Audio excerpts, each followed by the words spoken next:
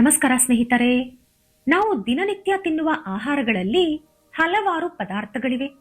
ಆದರೆ ಅವುಗಳಲ್ಲಿ ಕೆಲವು ಪದಾರ್ಥಗಳು ಕೇವಲ ನಮ್ಮ ಹಸಿವನ್ನು ತಣಿಸುವುದಕ್ಕೆ ಮಾತ್ರ ಅಲ್ಲ, ಅವು ನಮ್ಮ ದೇಹವನ್ನು ಒಳಗಿನಿಂದ ಬಲಪಡಿಸುವ ಕೆಲಸ ಮಾಡುತ್ತವೆ. ಇಂದು ನಾವು ಮಾತನಾಡಲಿರುವ ಬಸಳೆ ಸೊಪ್ಪು ಕೂಡ ಅಂಥದ್ದೇ ಒಂದು ಆಹಾರ. ಬಹುತೇಕ ಜನ ಬಸಳೆ ಸೊಪ್ಪನ್ನು ಸಾಮಾನ್ಯ ಸೊಪ್ಪು, ಜಾರುವ ಸೊಪ್ಪು, ಸಾಂಬಾರ್ಗೆ ಹಾಕೋ ಸೊಪ್ಪು ಅಂತ ಅಲ್ಪವಾಗಿ ನೋಡುತ್ತಾರೆ. ಆದರೆ ಸತ್ಯ ಏನಂದ್ರೆ, ಬಸಳೆ ಸೊಪ್ಪು ಸರಿಯಾಗಿ ಬಳಸಿದರೆ ಔಷಧಿಯಂತೆ ಕೆಲಸ ಮಾಡುವ ಆಹಾರ. ಈ ವಿಡಿಯೋದಲ್ಲಿ ನಾನು ಬಸಳೆ ಸೊಪ್ಪಿನ ಬಗ್ಗೆ ಮೇಲ್ಮೇಲೆ ಮಾಹಿತಿಯಲ್ಲ, ಆಳವಾದ ಮತ್ತು ಸ್ಪಷ್ಟವಾದ ವಿವರಣೆ ಕೊಡ್ತೀನಿ. ಹಾಗಾಗಿ ದಯವಿಟ್ಟು ವಿಡಿಯೋವನ್ನು ಕೊನೆಯವರೆಗೂ ಗಮನದಿಂದ ನೋಡಿ. ಆದ್ರೆ ಅದಕ್ಕೂ ಮುಂಚೆ ನೀವಿನ್ನೂ ನಮ್ಮ ಚಾನೆಲ್ ಅನ್ನು ಸಬ್ಸ್ಕ್ರೈಬ್ ಮಾಡ್ಕೊಂಡಿಲ್ಲ ಅಂದ್ರೆ ಖಂಡಿತ ಈಗಲೇ ಸಬ್ಸ್ಕ್ರೈಬ್ ಮಾಡ್ಕೊಳ್ಳಿ. ಹಾಗೆ ಈ ವಿಡಿಯೋ ಇಷ್ಟ ಆದ್ರೆ ಮರೀದೇ ಒಂದು ಲೈಕ್ ಕೊಡಿ. ಮೊದಲನೇದಾಗಿ ಬಸಳೆ ಸೊಪ್ಪು ಅಂದ್ರೆ ಏನು ಅಂತ ತಿಳ್ಕೊಳ್ಳೋಣ. ಬಸಳೆ ಸೊಪ್ಪು ಅಂದ್ರೆ ಇದು ಬಳ್ಳಿ ರೂಪದಲ್ಲಿ ಬೆಳೆಯುವಂತ ಒಂದು ಹಸಿರು ಸಸ್ಯ. ಇಂಗ್ಲಿಷ್ ನಲ್ಲಿ ಇದನ್ನ ಮಲಬಾರ್ ಸ್ಪಿನಾಚ್ ಅಂತ ಕರೀತಾರೆ. ವೈಜ್ಞಾನಿಕವಾಗಿ ಬಸೆಲ್ಲಾ ಆಲ್ಬಾ ಅಥವಾ ಬಸೆಲ್ಲಾ ರುಬ್ರಾ ಅಂತ ಕರೀತಾರೆ. ಇದು ಸಾಮಾನ್ಯ ಪಾಲಕ್ ಸೊಪ್ಪಿನಂತೆ ಕಾಣಿಸಿಕೊಂಡ್ರೂ ಇದು ಬೇರೆ ಸಸ್ಯ. ಇದರ ಎಲೆಗಳು ದಪ್ಪವಾಗಿರುತ್ತವೆ, ಸ್ವಲ್ಪ ಜಾರುವ ಸ್ವಭಾವ ಇರುತ್ತದೆ, ಬೇಯಿಸಿದಾಗ ಮೃದುವಾಗಿ ಕರಗುತ್ತದೆ. ನಮ್ಮ ಹಳ್ಳಿಗಳಲ್ಲಿ ಹಿಂದೆ ಈ ಸೊಪ್ಪು ಬಹುತೇಕ ಎಲ್ಲಾ ಮನೆಗಳಲ್ಲೂ ಇರುತ್ತಿತ್ತು. ಯಾಕಂದ್ರೆ ಇದನ್ನು ಬೆಳೆಸಲು ಹೆಚ್ಚು ಹಣ ಬೇಕಾಗಿಲ್ಲ, ಹೆಚ್ಚು ಕಾಳಜಿ ಬೇಡ, ಬೇಗ ಬೆಳೆಯುತ್ತದೆ. ಅದಕ್ಕೆ ನಮ್ಮ ಹಿರಿಯರು ಇದನ್ನು ಬಡವರ ಪಾಲಿನ ಆರೋಗ್ಯ ಆಹಾರ ಅಂತ ಕರೀತಾ ಇದ್ರು. ಇನ್ನು ಬಸಳೆ ಸೊಪ್ಪಿನಲ್ಲಿ ಎರಡು ವಿಧಾನ ಇದೆ, ಹಸಿರು ಬಸಳೆ ಮತ್ತು ಕೆಂಪು ಬಸಳೆ. ಹಸಿರು ಬಸಳೆ ಸೊಪ್ಪಿನ ಬಗ್ಗೆ ನೋಡೋದಾದ್ರೆ, ಈ ವಿಧದ ಬಸಳೆ ಸೊಪ್ಪಿನ ಎಲೆಗಳು ಸಂಪೂರ್ಣ ಹಸಿರಾಗಿರುತ್ತವೆ. ಇದನ್ನು ಅಡುಗೆಗೆ ಹೆಚ್ಚಾಗಿ ಬಳಸುತ್ತಾರೆ. ಹಸಿರು ಬಸಳೆ ರುಚಿಯಲ್ಲಿ ಮೃದುವಾಗಿರುತ್ತದೆ, ಮಕ್ಕಳಿಗೂ ಸುಲಭವಾಗಿ ಜೀರ್ಣವಾಗುತ್ತದೆ, ಸಾಂಬಾರ್, ಪಲ್ಯ, ಸಾರುಗಳಿಗೆ ಸೂಕ್ತವಾಗಿರುತ್ತದೆ. ಇನ್ನು ಕೆಂಪು ಬಸಳೆ ಕಾಂಡ ಮತ್ತು ದಂಡ ಸ್ವಲ್ಪ ಕೆಂಪು ಬಣ್ಣದಲ್ಲಿರುತ್ತದೆ. ಇನ್ನು ಕೆಂಪು ಬಸಳೆ ಔಷಧೀಯ ಗುಣ ಹೆಚ್ಚು ಹೊಂದಿರುತ್ತದೆ, ರಕ್ತ ಶುದ್ಧೀಕರಣಕ್ಕೆ ಉತ್ತಮವಾಗಿದೆ. ಆಯುರ್ವೇದದಲ್ಲಿ ಇದನ್ನು ಹೆಚ್ಚು ಬಳಸುತ್ತಾರೆ. ಈ ಎರಡು ಬಸಳೆ ಸೊಪ್ಪುಗಳು ಕೂಡ ಆರೋಗ್ಯಕ್ಕೆ ಒಳ್ಳೆಯದು. ಆದರೆ ಔಷಧೀಯವಾಗಿ ನೋಡಿದರೆ ಕೆಂಪು ಬಸಳೆ ಹೆಚ್ಚು ಶಕ್ತಿಶಾಲಿ. ಇನ್ನು ಬಸಳೆ ಸೊಪ್ಪಿನ ಪೋಷಕಾಂಶಗಳನ್ನು ಸರಳವಾಗಿ ಅರ್ಥ ಮಾಡಿಕೊಳ್ಳೋಣ. ಬಸಳೆ ಸೊಪ್ಪಿನಲ್ಲಿ ಐರನ್ ಅಂದ್ರೆ ಕಬ್ಬಿಣಾಂಶ ಹೆಚ್ಚಾಗಿರುತ್ತದೆ. ಇದು ನಮ್ಮ ರಕ್ತಕ್ಕೆ ಅಗತ್ಯ. ದೇಹದಲ್ಲಿ ರಕ್ತ ಕಡಿಮೆ ಇದ್ದರೆ ದೌರ್ಬಲ್ಯ, ತಲೆ ಸುತ್ತು, ಆಯಾಸ ಬರುತ್ತದೆ. ಬಸಳೆ ಸೊಪ್ಪು ಈ ಸಮಸ್ಯೆ ಕಡಿಮೆ ಮಾಡಲು ಸಹಾಯ ಮಾಡುತ್ತದೆ. ಇನ್ನು ಇದರಲ್ಲಿ ಕ್ಯಾಲ್ಸಿಯಂ ಇರುತ್ತದೆ. ಎಲುಬುಗಳು ಬಲವಾಗಿರಲು ಇದು ಅಗತ್ಯ. ಹೆಣ್ಣು ಮಕ್ಕಳು ಮತ್ತು ಹಿರಿಯರಿಗೆ ಇದು ಬಹಳ ಮುಖ್ಯ. ಮೂರನೆಯದು ಫೈಬರ್. ಜೀರ್ಣಕ್ರಿಯೆ ಸರಿಯಾಗಿ ನಡೆಯಲು ಫೈಬರ್ ಬೇಕು.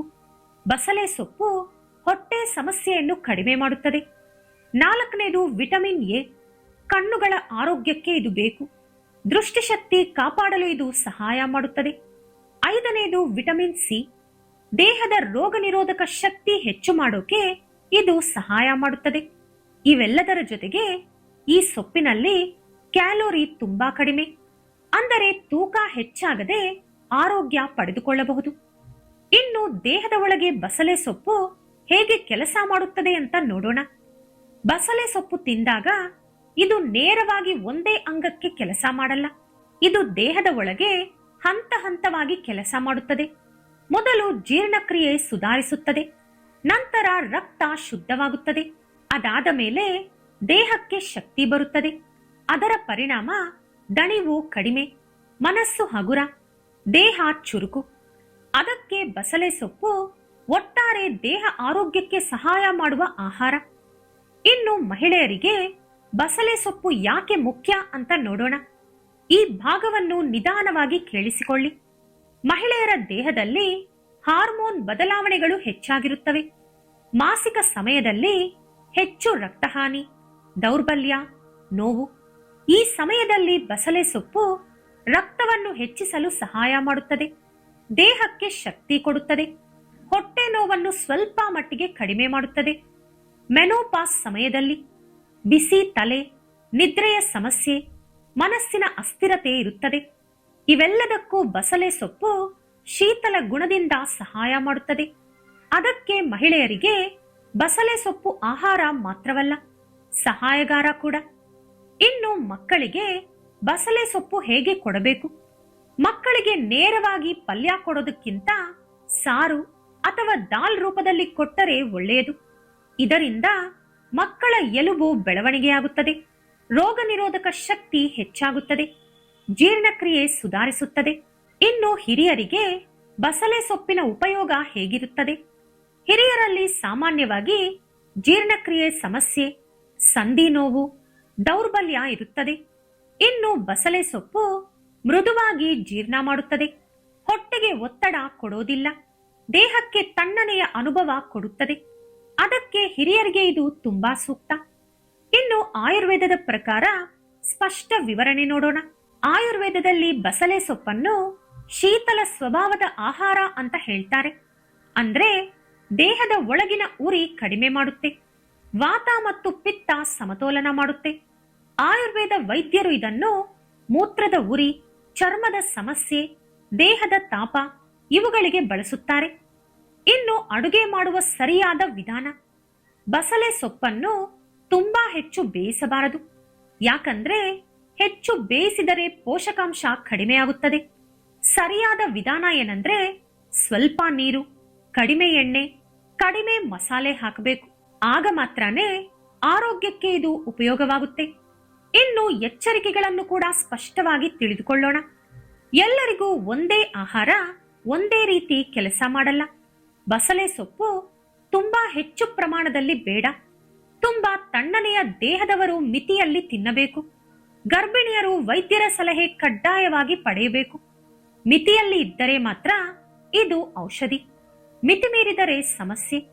ಕೊನೆ ಮಾತು, ಬಸಳೆ ಸೊಪ್ಪು ನಮ್ಮ ಹಳ್ಳಿಯ ಹಿತ್ತಲಿಂದ ನಮ್ಮ ದೇಹದ ಒಳಗೆ ಕೆಲಸ ಮಾಡುವ ಒಂದು ಮೌನ ಔಷಧಿ. ಇದನ್ನು ನಿರ್ಲಕ್ಷ್ಯ ಮಾಡದೆ ನಮ್ಮ ಆಹಾರದಲ್ಲಿ ಸೇರಿಸಿಕೊಂಡರೆ ದೇಹವೇ ನಮಗೆ ಧನ್ಯವಾದ ಹೇಳುತ್ತದೆ. ಈ ವಿಡಿಯೋ ಇಷ್ಟ ಆದ್ರೆ ಲೈಕ್ ಮಾಡಿ, ಶೇರ್ ಮಾಡಿ. ಇಂತಹ ಹೆಚ್ಚಿನ ಉತ್ತಮ ಮಾಹಿತಿಗಳಿಗಾಗಿ ತಪ್ಪದೇ ನಮ್ಮ ಚಾನೆಲ್ ಅನ್ನು ಸಬ್ಸ್ಕ್ರೈಬ್ ಮಾಡ್ಕೊಳ್ಳಿ. ನಾಳೆ ಮತ್ತೊಂದು ವಿಡಿಯೋದೊಂದಿಗೆ ಪುನಃ ಭೇಟಿಯಾಗೋಣ. ಧನ್ಯವಾದಗಳು.